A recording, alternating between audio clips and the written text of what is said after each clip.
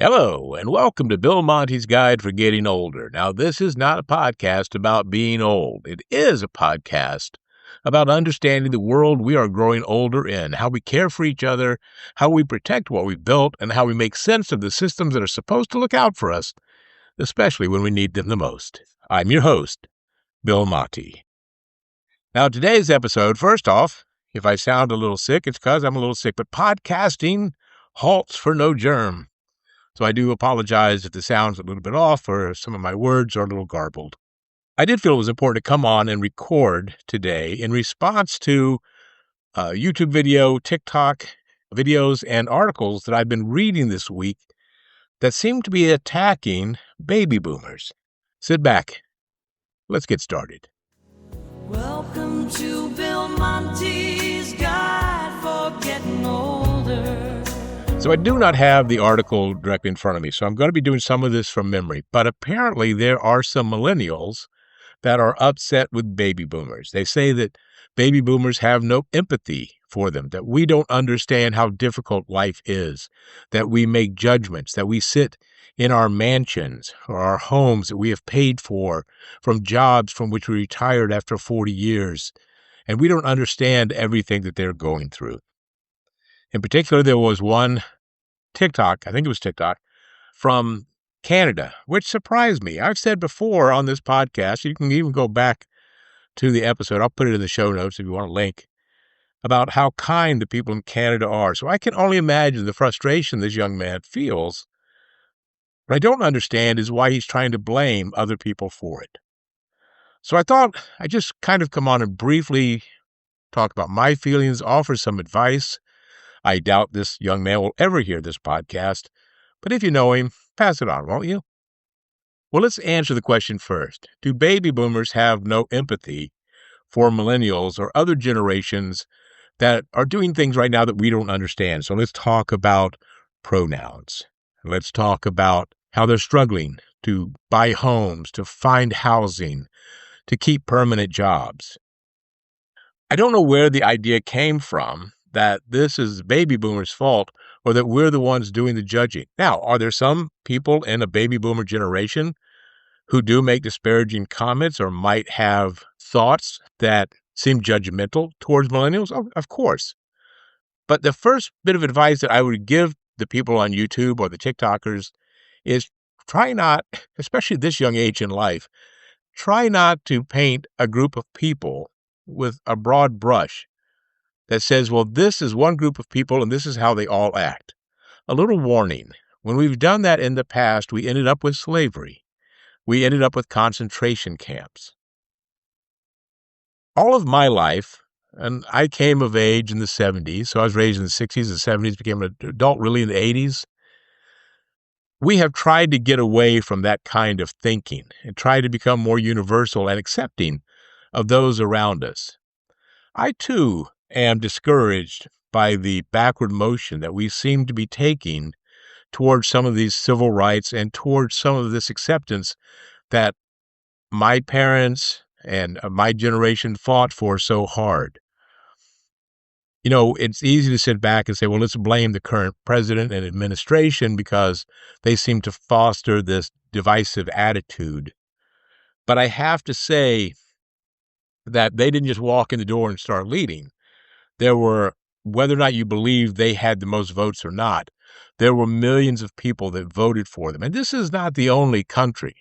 You can look at a country like France, which has a very anti-immigration policy. Now, again, I'm not saying that's good or bad. I've never been to France. I don't know the situation over there.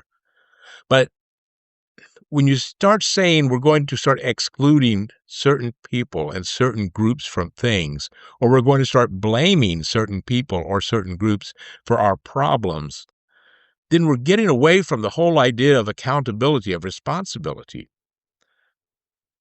What I would say to those millennials who are feeling frustrated, and I've said this in previous episodes too about this type of thing, is if you're looking for someone to blame for your current situation, you might want to look in the mirror. I know right now everyone's going, see, I told you, no empathy. They got no empathy. This fat old white guy got no empathy. Well, the fact of the matter is I have a lot of empathy. My daughter's a millennial.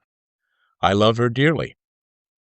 I see the struggles that she and her friends are going through in finding permanent employment because despite what we all thought was going to happen after the world pandemic, when at first, there was this acceptance, this attitude of you can work from home, we understand. Employers wanted to be more open to new ideas and new ways to approaching business. In that short time since we all went back to work, and it's really, let's call it 2022, maybe even early 2023, so 3 years, 3.5 years, we're taking huge leaps backwards. We're seeing employers that are offering people with degrees, be it a bachelor's degree or a master's, which they're requiring for even entry-level basic jobs, and saying they're going to pay people $16 an hour, $17 an hour, which is not a living wage. I don't care where you live in the United States. I'm going to assume in most of the world, the equivalent of $16 or $17 in another country, or certainly specifically $16 or $17 in America where I live, is not going to support a single person, much less a family. It's not going to allow you to buy a car. It's not going to allow you to rent a place, much less buy a place. So there's no chance for millennials or those younger than them to even save money or to work at it. I understand that frustration, but this is the way the world is.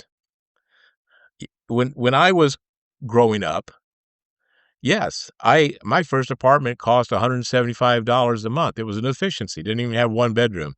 It had one big room and a bathroom. I had to open up the closet to find what passed for a kitchen back then. I still had less buying power than my parents had, and they grew up during World War II and during the 50s. They grew up, remembered a time when there were rations on gas and on food and on everything because they had to support the war effort. But my parents were able to, in the early 1970s, finally buy a home for around $32,000. It was a three-bedroom house, small house, but it was a three-bedroom, had a nice yard in it, nice neighborhood. 32,000 won't even get you through rent for 1 year these days. I get it. I understand your frustration. The baby boomers are not against you. We understand more than anything. I think we're one of the most, if not empathetic, sympathetic generations to look back and say, how can we help? Because I'll speak for myself, I am at a place where I don't want to judge people anymore. I'm not looking for conflict. I'm looking for resolutions. I'm looking to provide a helping hand or a helping attitude. That's why I started this podcast, was to help people. It was not to put people down. And yes, initially it was to help mostly seniors. The first season of this podcast is almost directly involved with things that help seniors specifically. But in the last season and this current season, I've tried to make it more about the journey of life. So here's what I would say to you, my YouTube and TikTok friends. And I do not say this with any malice, and I do not say this with sarcasm. This comes from the heart. But one of the things that you have to understand, life is hard. And just because you work hard and you do everything right is no guarantee that the universe will take care of you. There's an old saying that I used to hear growing up in church: the Lord helps him who helps himself. I think that's one of the best lessons that we as people can learn no matter where we are in life, but certainly in starting out and trying to find our place. Yes, my millennial friends, you have an uphill battle. But when I was your age, so did I. Nothing came easy. I can remember working for that first apartment that was $175. I worked 2 jobs to get that so that I could be independent and on my own. When I got married, my wife and I bought a small condo, and then we moved into a bigger house. And now we're at an age where we're renting again, but we're paying a huge amount of money. I should be retired, living on a beach. I'm not. I'm still working just so I can stay alive, just so I can pay my bills. Life is hard. I could point the finger at people throughout my life, especially in the last 10 years, that I say, I blame you for my current predicament. But the fact of the matter is, I'm the only person I should be looking at and pointing that finger at.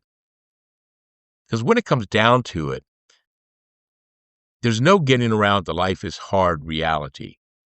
But what we can control is our reaction to what life throws at us. So we can curl up in a ball and give up. We can sit back and say, I'm in a bad place and this is your fault, not my fault. Or we can stand up, and I saw this in the article, and I heard someone say this on YouTube, so I know this is not going to go over well. Again, it's not said with malice. But strap on your boots, stand up, and get to work. And stop thinking the cavalry is going to come in and save you. There is no cavalry that comes in and saves you. You're the cavalry. So hop on the horse and start helping yourselves. You have family, I hope. You have friends. Lean on those support systems. Put the phone down. I say that not just to you millennials. I say it to everybody, including myself, my wife, my daughter. You want to be able to see the world for what it is? When you're looking at the phone, you're looking at social media's interpretation of the world. Put it down and look for yourself. Look at that beautiful blue sky. Smell the fresh air around you. Hopefully you have fresh air to smell around you. And appreciate what this world has to offer. Because believe me, as bad as you have it, there is someone probably who has it a little bit worse. And I know that doesn't make it better for you, and it's hard for that to make you feel better when you're struggling to, what did the one person in the article say? Baby boomers don't understand. I don't have the option of buying new cheese. I have to cut off the mold from the cheese I have and eat that. My friends, when I was living in that $175 apartment, I lived on ramen noodles. They cost 25 cents a package. And that was my meal most days. That was my dinner. Sometimes that was my lunch. And many times that was my breakfast. I'd chop up some onions. Maybe I'd put an egg in it. Maybe I'd get some deli turkey and toss it in there. But for the most part, it was always just ramen noodles. Life got better. Life will get better for you. But only if you decide you're going to take the bull by the horns and make it better. Because if you wait for someone else to do it for you, my friends, you're just going to become bitter and alone. And you deserve better. You do deserve better.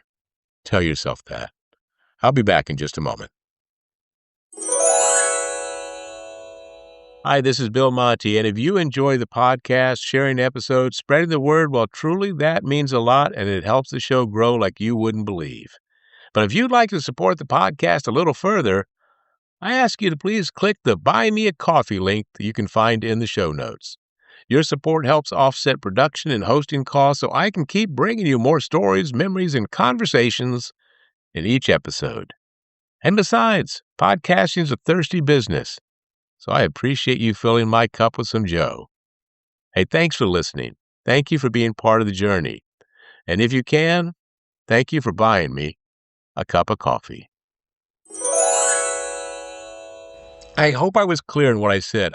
Usually for my podcast, this one and my other one, Tales from South Florida, which you can find at talesfromsouthflorida.com, I kind of script out some loose notes that I just read from. I didn't do that for this. So I hope with my cold, I'm not incoherently rambling. There would be some who say, even notes, you're incoherently rambling, Bill.